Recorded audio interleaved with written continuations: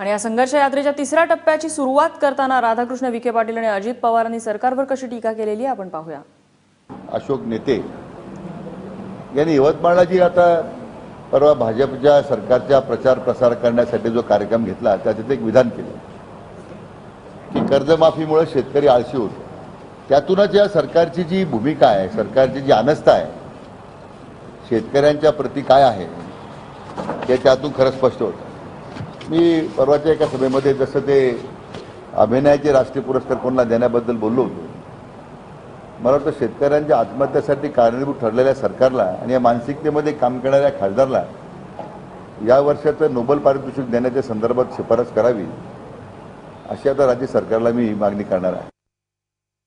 आजच त्यांना निर्वाणीचा इशारा करतो की ताबडतोब तूर खरेदी केंद्र चालू झाली पाहिजे आणि त्याचा फायदा व्यापाऱ्यांना नाही, ज्या माझ्या शेतकऱ्यांनी तूर पिकवलेली आहे त्याच शेतकऱ्याला त्याचा फायदा झाला पाहिजे। आणि हे काम नियोजनाचा अभाव आहे आणि आम्ही नियोजन चुकलो बिकलो काही नाही, त्याच्या संदर्भामध्ये शेतकऱ्याला पूर्णपणे मदत ही केलीच गेली पाहिजे ही आमची सर्व पक्षीय विरोधी पक्षाच्या वतीनं मागणी आहे।